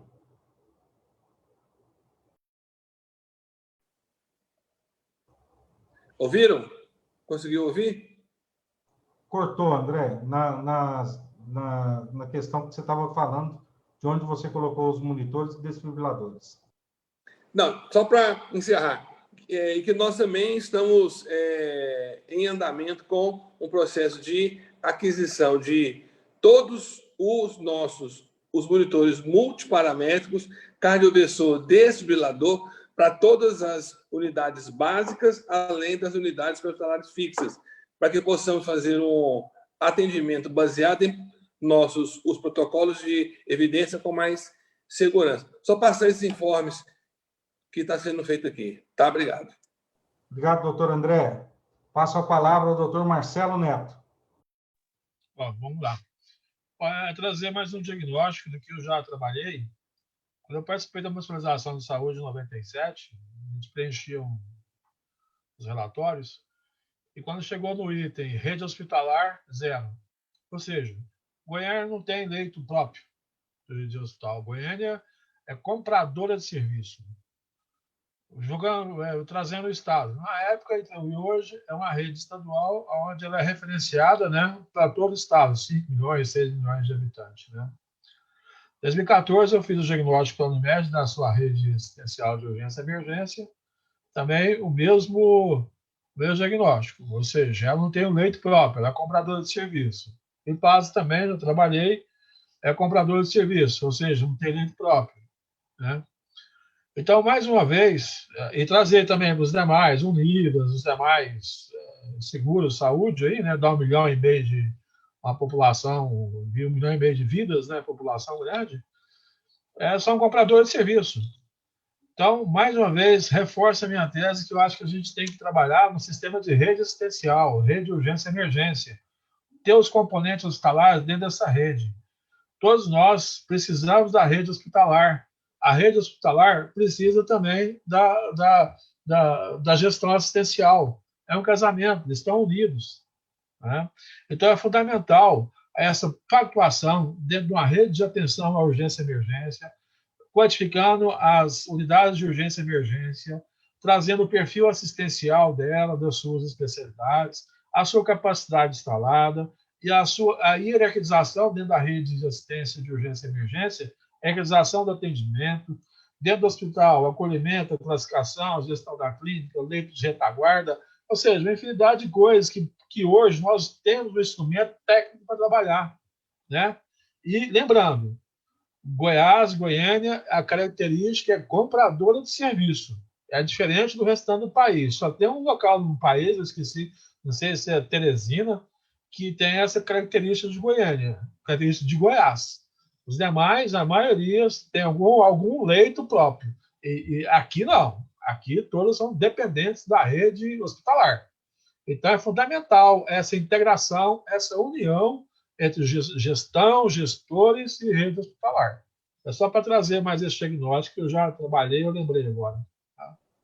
Obrigado. E falar que eu acredito, viu? Tem caminho, viu? Tem caminho. Também acredito, tanto que estamos aqui hoje e acho que daqui vai partir muita coisa boa. Passo a palavra ao doutor Raico. Presidente, vou tentar ser conciso, que para mim é uma dificuldade enorme. Prolixo sofre numa hora dessa, mas eu tenho que responder a 3 colegas. Primeiro, agradecer as gentis palavras do colega Flávio Cavazan. Nós Existem heróis entre nós, existem Dom Quixote, existe idiota, existe todo tipo de gente. Numa rede do tamanho da rede de Goiânia, você tem de tudo. É difícil, mas esse isolamento nosso está acabando. Nós dois citamos Mater Dei. Só um exemplo de Mater Dei, e eu vou mostrar um negócio aqui que eu acabei de receber, que ilustra o que estamos dizendo. O Mater Dei, a fila para se dar plantão lá é de 2 anos. Primeiro, o colega tem que ser formado e professor da UFMG, depois ele tem 2 anos de espera, e o cálculo é que depois de 5 anos na emergência do Mater Dei, ele não atende mais convênios. Então, as coisas passam, sim, por sustentabilidade. O colega Ferdinando diz que as emergências públicas estão mais capacitadas do que as privadas. Eu vou dizer, depende.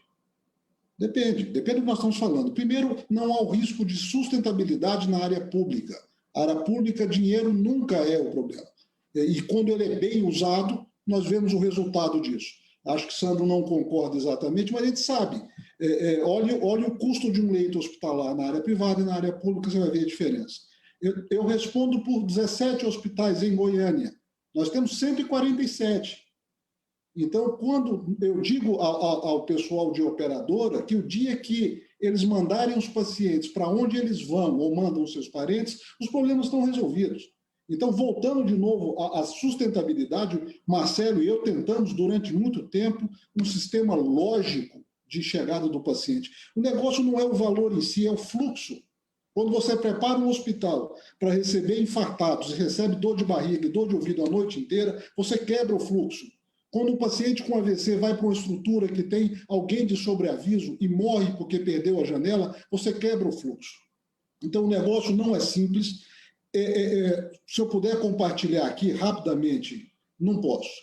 Mostrando aqui, o Grupo DAS acabou de comprar 3 hospitais em São Paulo por 1 bilhão, quase 2 bilhões de reais. Por quê? Porque o mercado lá é melhor do que aqui. Por quê? Porque o cliente de lá sabe o que quer. Aqui em Goiânia nós temos a convicção de qualquer coisa eu vou para São Paulo e às vezes não dá tempo. O professor Paulo sabe disso. Eu escrevi um artigo 8 anos atrás pedindo ajuda para melhorar as coisas que existem em Goiânia, porque às vezes você não dá tempo de ir para São Paulo, como a maioria acha que em São Paulo ninguém morre, que tudo lá se resolve. O porquê que em São Paulo você tem um atendimento, como você tem em Porto Alegre, como você tem em Curitiba, como bem se dito pelo Cavazan, você tem em Brasília. Quer dizer, a percepção falha de que nós não percebemos isso é no mínimo primária. Agora, o porquê que não melhoramos? O que falta para que os hospitais melhorem? Quando não há cobertura. Nós temos uma cidade de 3 milhões de pessoas na região metropolitana que você não tem uma maternidade com UTI neonatal e UTI adulta. Isso não tem parâmetro em lugar nenhum. Você não consegue uma endoscopia sábado de manhã, não consegue uma apendicectomia domingo à noite. Então, se botar a culpa no hospital é ser primário e evitar uma grande oportunidade que nós temos de melhorar o sistema. Para melhorar, todos nós vamos ter que trabalhar em conjunto, mexer em feridas, vamos ter que tocar em partes que não queremos discutir. Sustentabilidade do sistema, como bem falou o Cavazan, é o cerne do negócio. Por que em Brasília construíram 5 hospitais de alta complexidade num espaço de 1 ano? Porque o mercado de Brasília é um mercado melhor que Goiânia. E esse domo que existia na cidade está deixando de existir.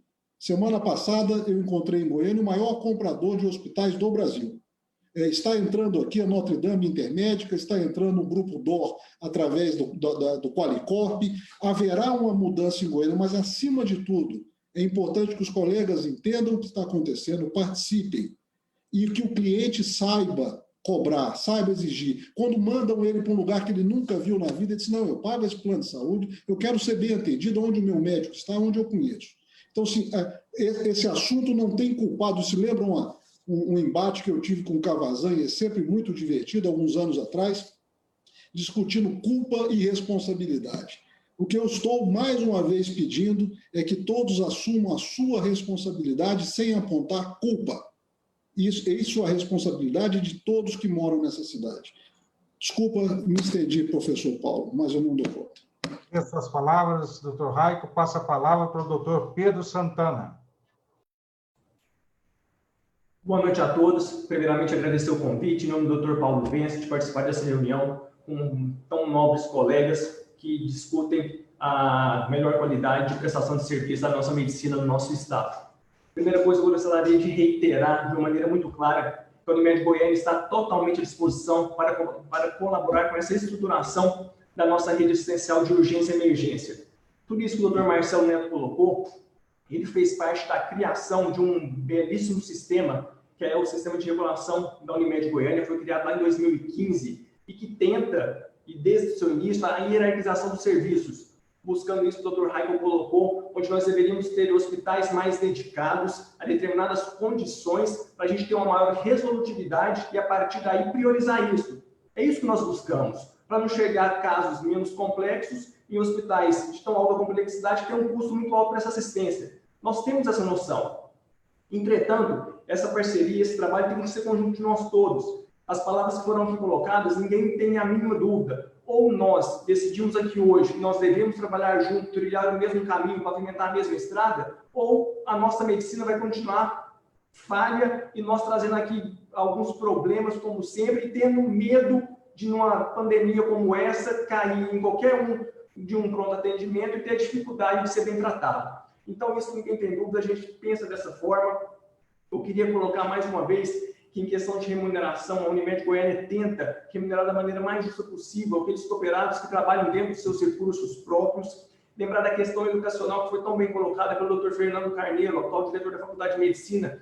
É importantíssimo qualificar esse profissional. Todo mundo quer, no seu pronto atendimento, tem dúvida, quem é dono de hospital, quem é dono de operadora, quer prestar a melhor assistência para esse beneficiário. E isso é caro. Essa questão educacional é cara, trazer um especialista para dentro da urgência. Mas isso é muito importante. E outra coisa, pensando até mesmo mais à frente ainda, no próprio hospital, na questão da deshospitalização. Lembrar que esse paciente tem que ser bem assistido. Nós temos um domiciliar que a gente consegue fazer essa assistência para evitar que esse paciente volte e onere ainda mais o custo dele. Então, eu penso, e como já foi colocado, eu tenho e temos que acreditar que seja passível uma solução. Se nós juntamos todo mundo aqui hoje, a essa hora, trazendo ideias para essa discussão, não tem o porquê de nós não queremos acreditar. Mas, claro, nunca querendo colocar que existe um carrasco ou um bandido na história. Vamos assumir o nosso papel, cada um dentro das suas atribuições. Lembrar que isso aqui tem que ser uma parceria saudável, seja com a Unimed, seja com o IPASGO, seja com a outra operadora, com essa rede assistencial. Nós precisamos de uma parceria que seja saudável. Não imaginar que só um ganha de um lado, o outro perde. Ou todo mundo ganha junto, ou o nosso sistema aqui no nosso estado não vai ser capaz de prestar assistência que é essa medicina goiana, que ela é tão bem qualificada, muitas vezes pontualmente, a gente não vai conseguir trazer isso em termos de assistência hospitalar para o nosso beneficiário. E a pessoa que aqui está vai querer, mais uma vez, como já foi colocado muitas vezes, que a melhor solução dele é ter a ponte aérea. Vamos trazer isso de uma forma, cada um no seu papel, sabendo da sua responsabilidade, mas acreditando que a gente não vai conseguir mudar. Obrigado, doutor Paulo. Obrigado, doutor Pedro. Passa a palavra ao doutor Cláudio Tavares. E assim encerramos as nossas manifestações e vou fazer o plano de ação após. Boa noite a todos. Eu quero parabenizar o CREMEG pela iniciativa, pela discussão da plenária. E eu fico, assim, tem mais de 6 anos, em torno de 5, 6 anos, que eu não atuo na discussão, no campo da discussão das ideias.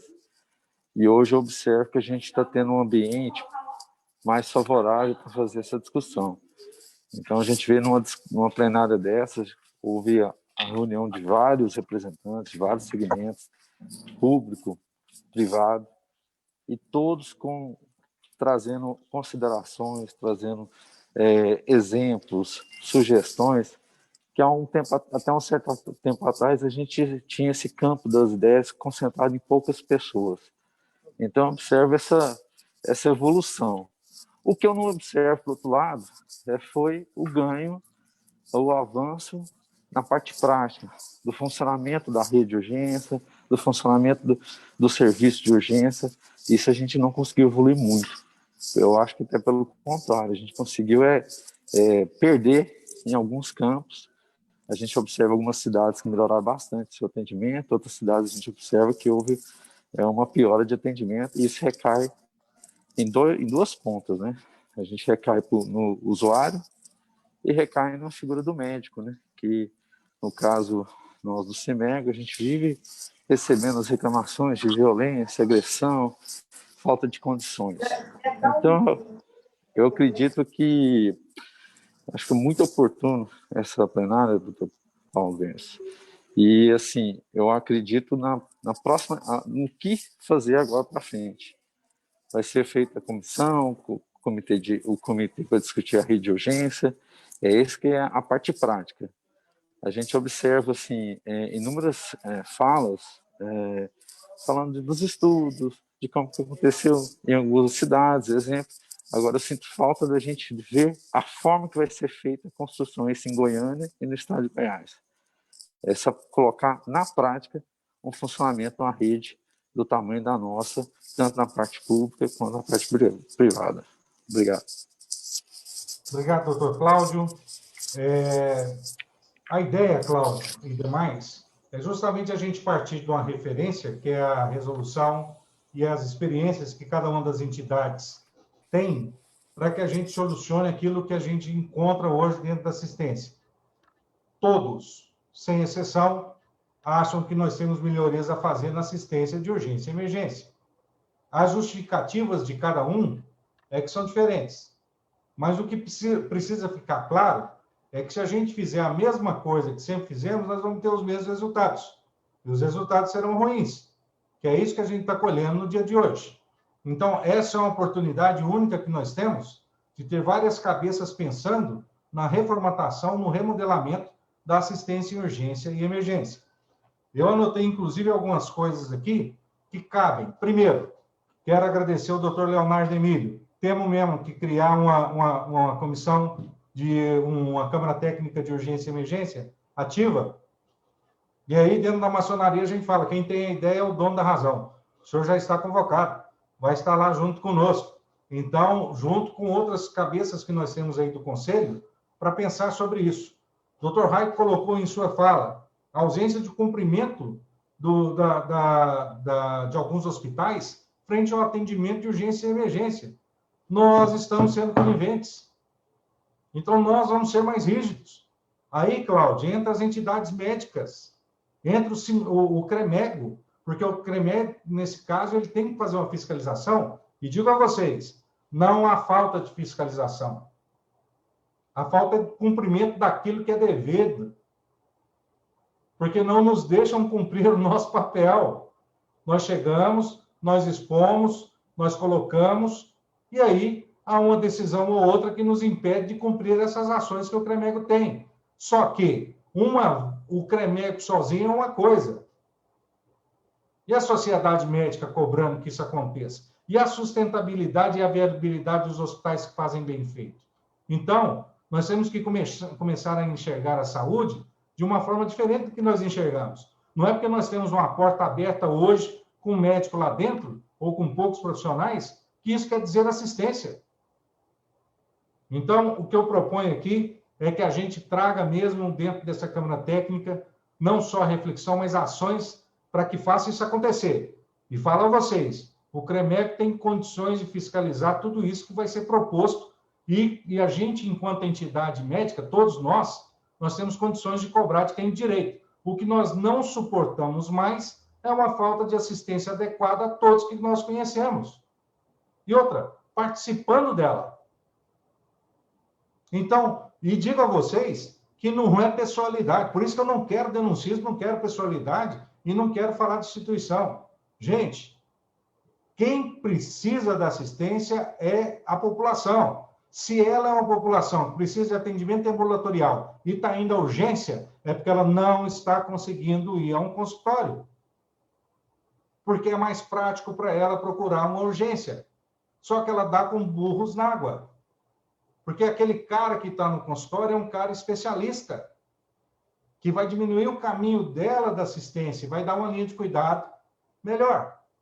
Então, ela vai passar por outros caminhos mais longos e não vai ter uma assistência que ela busca. Isso é prático. Isso é óbvio para todos nós. Mas o que estamos fazendo em relação a isso? Nada. Então, temos que repensar todo o processo. André falou sobre a questão de não separar o público do privado. Concordo. O sistema de regulatório da Espanha, ele é um sistema unificado. Qualquer motoboy que sai lá do SAMU, qualquer ambulância, qualquer polícia, qualquer pessoa que vá buscar o sistema de emergência e urgência, cai na mesma central de regulação. E ela é capaz de fazer a destinação, né, Sam? Nós já vimos esse sistema. E o interessante, Raik, é o seguinte, é um sistema que condiciona aquilo que é acordado. Ele não decide da cabeça dele. Ele decide aonde tem os acordos, porque ele responde por isso, porque ele é monitorado. Então, aqui, doutor Pedro, entenda, quando a gente fala de regulação, é a utilização adequada do que nós temos de rede própria. Marcelo falou muito bem. Nós temos que hierarquizar, nós temos que colocar a estratificação dos hospitais, mas o que eu estou colocando hoje dentro dos hospitais? Ora, para a sobrevivência, nossos hospitais pequenos estão falando que são grandes, estão falando que são gerais. Coloca um indivíduo lá 1 hora, 2 horas e fala que tem um especialista. Enquanto os hospitais grandes, que são de especialidades ou se dedicam a alguns serviços em especialidades, não recebe o paciente dentro da janela, não recebe o paciente adequado, tem um custo pelo paciente que ele não consegue atender adequadamente, seja no público ou no privado. Isso posso falar para vocês de cadeira. Então, nós temos que agir nos corredores das grandes síndromes, nós temos que agir na porta de entrada, no acesso, como disse o Marcelo, na rede de atenção à urgência estadual, como disse o André.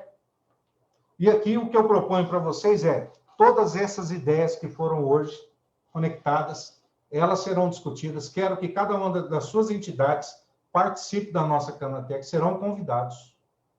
E dali, eu vou querer um documento, eu não, né? Proponho um documento a vocês, se todos concordarem, que esse documento será um norteador dessa mudança de urgência e emergência. Porque senão, daqui a 3 anos, nós estaremos aqui com o doutor Flávio nos chamando a atenção ou puxando a nossa orelha, que a plenária temática, ela não desencadeia ações, ou a preocupação do próprio doutor Cláudio de não ter ações práticas frente a todas as discussões. Eu acho que as discussões foram claras.